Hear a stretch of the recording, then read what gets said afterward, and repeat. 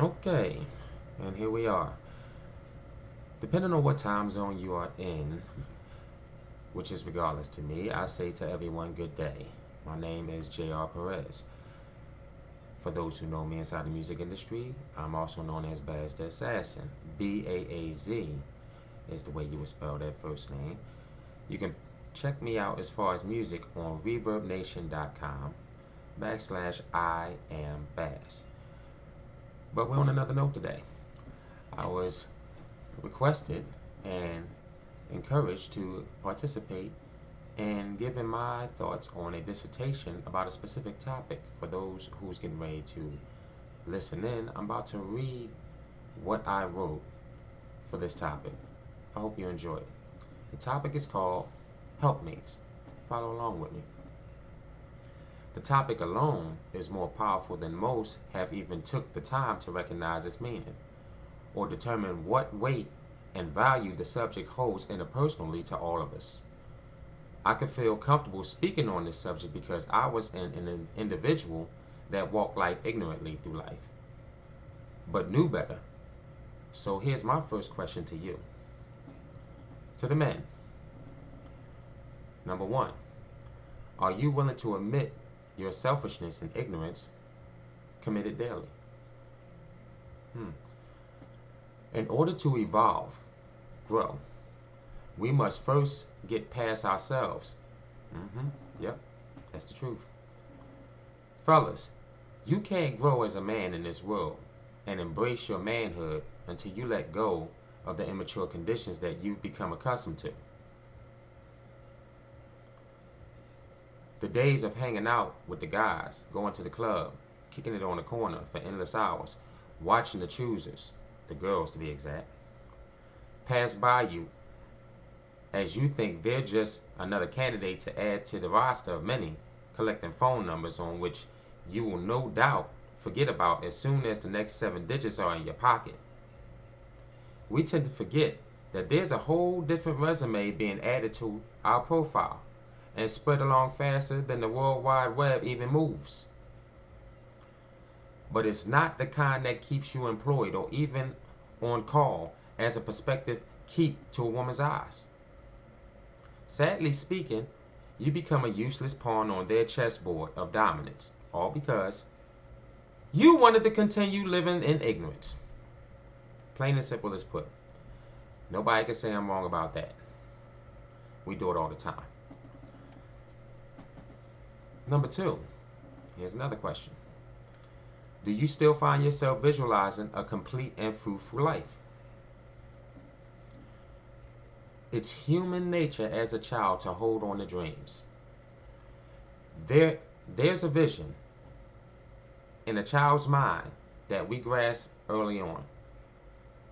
One that the rest of the world hasn't a clue we're encouraged every day by. But that gives us a sense of hope, total gratification. It's triggered by the things our eye gate locks on and drives us. Sometimes our parents have a wish of their own for us. Sometimes our parents will actually try to force that on us. Some will even force these wishes and goals on the children, not realizing that these decisions affect the process already started. Okay, here's the repercussions to it all. Somewhere down the line, we forget the dreams and visions in life we carried with us to please the masses of others that don't get to know who we really are, because we forget who that is. This type of activity leads to many interpersonal deficiencies: low self-esteem, lack of hope, lack of an identity, lack of proper guidance. The list goes on. The virtues and principles we once, as children, used to admire become the very delusional roadblocks that we think it's a need to avoid. Failing to see that the only thing standing in our way is us. Equate these gray areas of life as it pertains to the relationships we so desire, and it's not so hard to see that our future there is an overlapping melting pot of destruction. Plain and simple. Third question. I got some questions here, so trust me. Follow me here. This third one is a kicker. Can you accept that in order to achieve and be successful, you must first fail? I know a lot of y'all ain't really for that question. Say it again. Can you accept that in order to achieve and be successful, you must first fail? Some of the most inspiring and motivating influences of our time still to this day can easily answer this question. Beyond their achievements and accolades, they have all ran head on into some achievements that never got met. Many proverbial roadblocks and lost big time. Now here's the moment where I can remind myself and everyone that I'm not special. Since I'm still approaching the process of this topic on the male trajectory, there's no other way to reach y'all on this than to relate in ways of our one-track minds do best. To jump simply, keep it 100 and tell it for real. So let's talk sports and music, fellas. Sports and music. Yep, we're going there. Let's start with the prologue. A. Remembering the first time you saw or heard your favorite role model in action. Go ahead. Take your time. I'm here. Think about it. Here's what happened. They electrified the crowd with style. Presentation is always consistent. They never fail to surprise us, literally. The name is branded and taken on a global journey, not even to their expectations. The feeling is so enticing that the craving and hunger for more comes. Gratification is just not enough. Definition? Greed. B.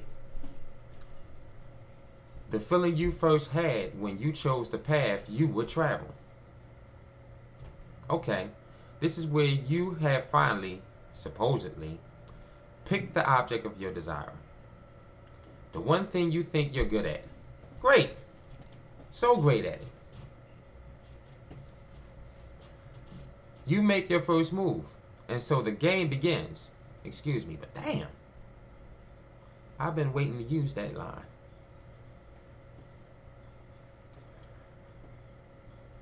You went out there because you feel as though you took the time to practice your moves and technique. You even, in the crevices of your mind, knew you started in shallow waters to get your feet wet. With groups you figured that you would stand out and dominate. The funny part is, when your plan of action works, numerous times. Don't act like I'm the only one, please. Just don't. Word gets around like air to sound. There's a new player in town. You. Before you know it, the crowd of others competitive and willing challengers show up. The initiation of your welcome to the game has just started. Along with all the other spectators. Because guys are never alone when we're in the gaming zone. But, here's where the game changes. There's just so damn many of them. Varieties at that. We get so lost in their sea, feeling we can't lose. Just can't lose at all. But we always forget. They're the ones who are out to choose. We're not talking about us anymore, guys. You're talking about you. Swimming in these charted waters here, when it's been already hard enough to trust, you lose yourself. What's the definition? Lust. C. Are you able to recognize the signs of when your ship has come to shore? You're home, in your room, hanging halfway in the bed, halfway on the floor. Remember them days? I know you do. I did it plenty of times. I don't know how many times I got stacked on. Here's what you hear. Your mom knocking at the door. Boy, get the hell up.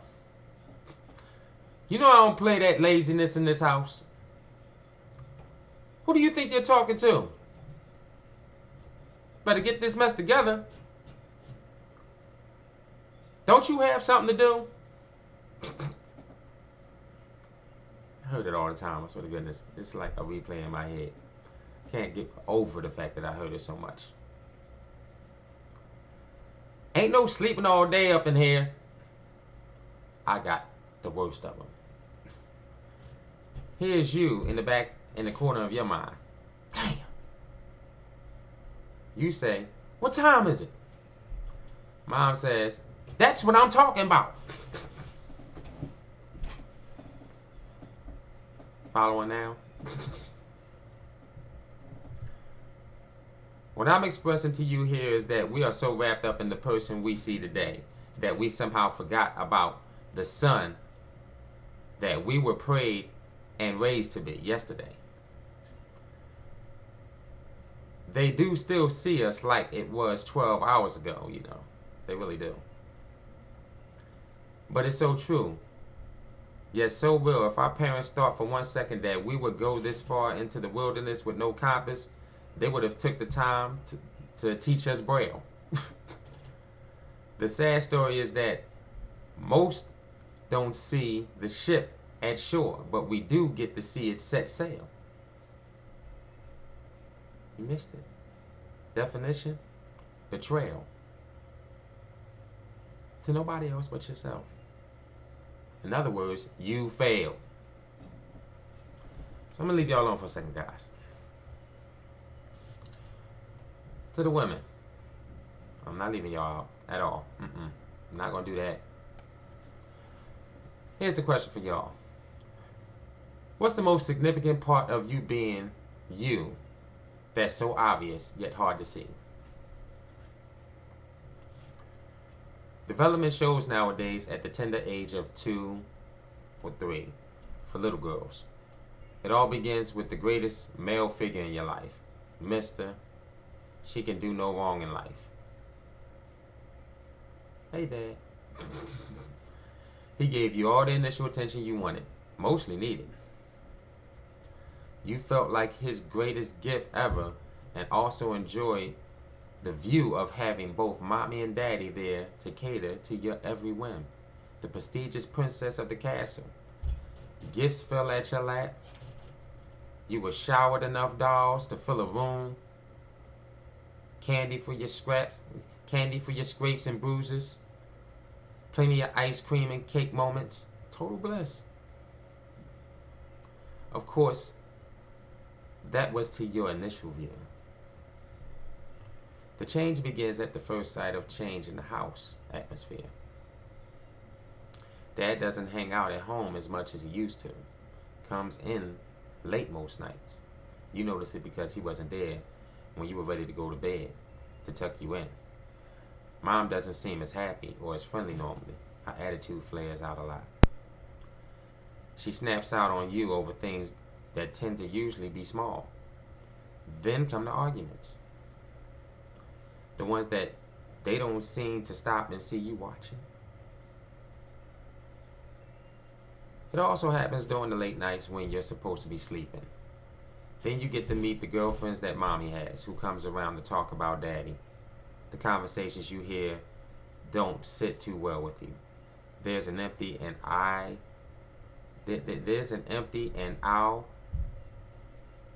ill feeling, I should say, at the pit of your stomach. The biggest problem for you here turns out to be an actual question that never ends. What happened to your life? Or maybe you're not questioning anything at all. Maybe you're just festering how the change has really made you feel. You bottle it up inside and unknowingly it becomes too much to bear. The feelings plague you like a disease. Eventually, you feel like you're forced to choose a side. But who? Good question, ain't it? Years go by as you detach yourself from all that you were nurtured with initially. You associate with others only to disassociate personality. And personally, with the subconscious intent of trying to find out if you're alone in the big, bad world of hurt and pain or not. Here's the worst part. You'll do anything you have to do for the answer. Even if it hurts, you and the ones you forgot actually love you. That's the truth. In the mirror, answer this question, ladies. Can I get past my pain and really be happy? In the midst of your travels, there's one enemy that's easily to get accustomed to. The one that sticks to your hip so much that you accept all the baggage and weight that comes along with them. In an impeccable, sadistic way, you count on her to soothe your aching heart, cover up your insignificant flaws, and nurture your forever bleeding desire to justify your obviously wrong decisions. But in the end, she always seems to slide to the left and eventually to throw you under the proverbial bus. But you still befriend her all the more. Anyway, her name is known as denial. Here's something that I wonder though. If all that any soul has ever had in life towards others were based on ill intentions,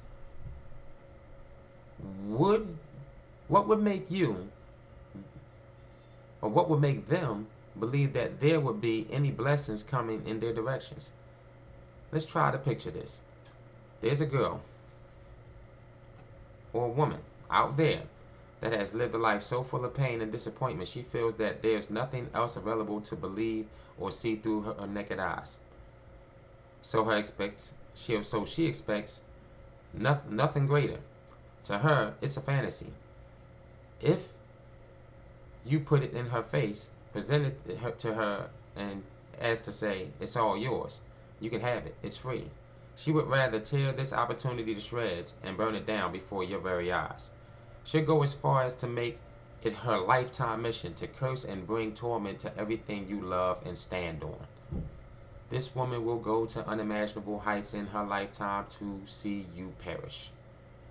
She'll sell her soul to the devil on a daily basis and fraternize amongst the den of crooks, liars, and thieves. Give away the most precious part of her she has to all,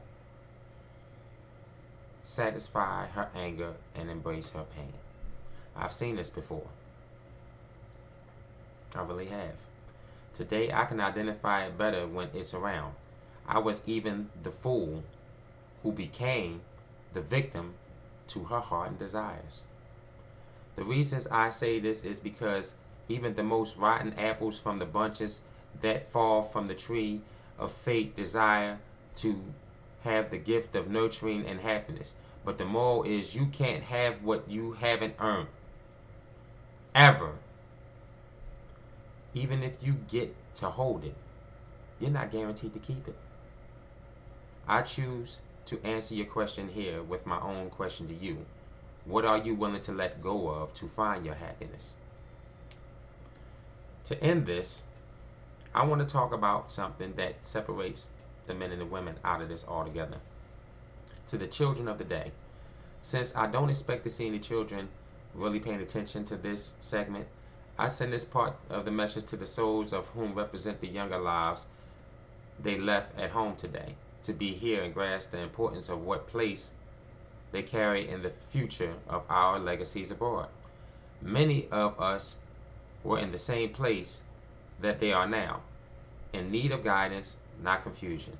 We can't expect them to evolve if we don't pursue the challenge of evolving ourselves. It's funny, I just slipped out the key word and many missed it. Challenge.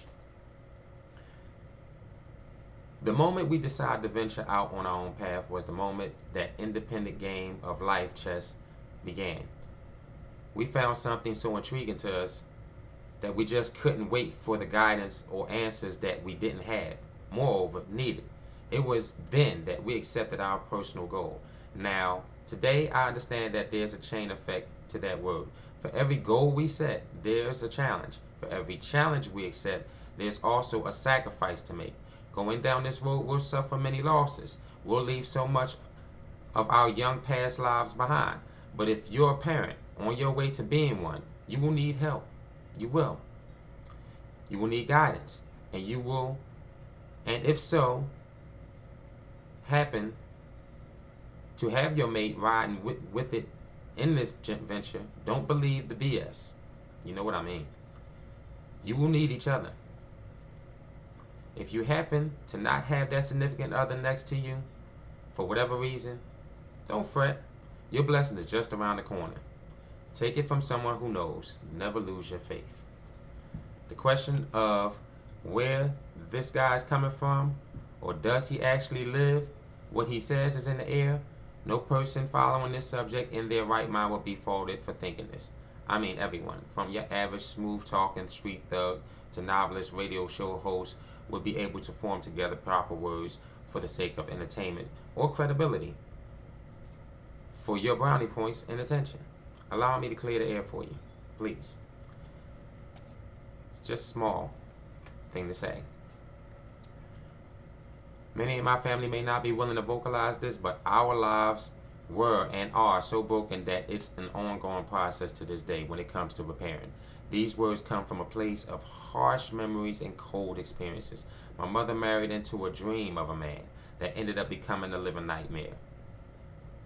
To the outside world, he was well known, a popular, accomplished musician, a citywide hairstylist in numerous areas, well respected.